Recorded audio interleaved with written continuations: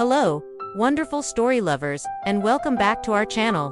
Settle in, get cozy, and let me tell you a tale that happened on a very special, very sparkly night.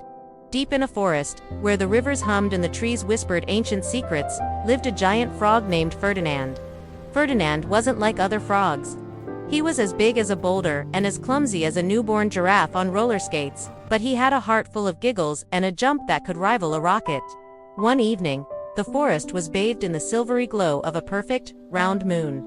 It hung in the sky like a giant, shimmering pearl. The crickets chirped a lullaby, the fireflies danced like tiny floating stars, and all the little animals were getting ready for bed. Ferdinand, however, was wide awake. He felt a bubbly, bouncy energy fizzing inside him. What a perfect night for a jump! He croaked to himself, his voice echoing like a soft drum. He crouched down, his powerful legs coiling like springs. He took a deep breath, looked up at that beautiful moon, and thought, "I'm going to jump so high, I'll tickle its shiny nose." With a mighty ribbit he launched himself into the air. Up up up he went, past the tallest treetops, higher than any frog had ever gone before. It was exhilarating. He felt like he was flying. But remember how I said Ferdinand was a bit clumsy? Well, as he reached the peak of his spectacular jump, he opened his mouth wide in a joyful shout, and gulp asterisk. He accidentally swallowed the moon. Just like that. The big bright moon slid down his throat like a slippery lemon drop. Instantly, the world went dark. Pitch black. The crickets stopped chirping. The fireflies' lights seemed to fizzle out in shock. A great hush fell over the forest, followed by a wave of worried whispers. "Where did the moon go?" squeaked a little mouse.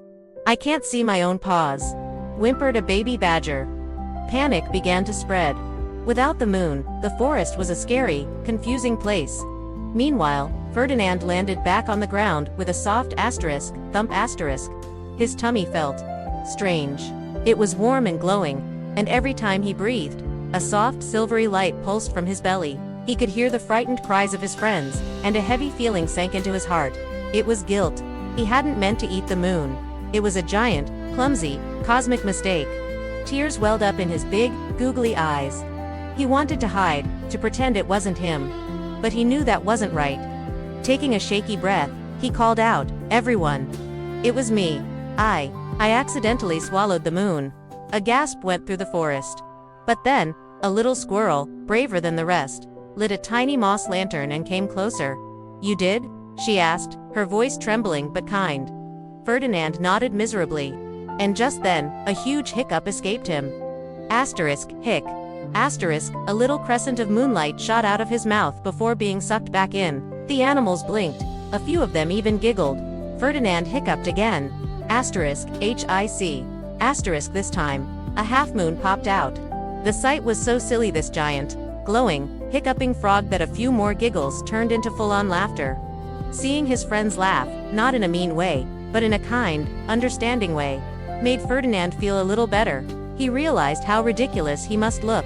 A smile tugged at his own lips. He took a deep breath, and with one final, mighty hiccup, he spat the moon out. It sailed back up into the sky, perfectly round and bright once more. A huge cheer erupted from the forest. The moonlight poured down, and everything was right again. Ferdinand, blushing a bright green, started to laugh too. He had made a huge mistake, but by being honest and taking responsibility, and with a little help from a silly hiccup, he had fixed it. He learned that it's okay to be clumsy and make mistakes, as long as you're brave enough to own them and kind enough to laugh at yourself. So, if you ever make a big, clumsy mistake, remember Ferdinand the Frog. Take a deep breath, be honest, and don't be afraid to find the humor in it. A little kindness, to yourself and to others, can fix almost anything. Thank you so much for listening to our story today. If you enjoyed it, don't forget to hit that like button and subscribe for more magical tales. We'll see you next time. Bye for now.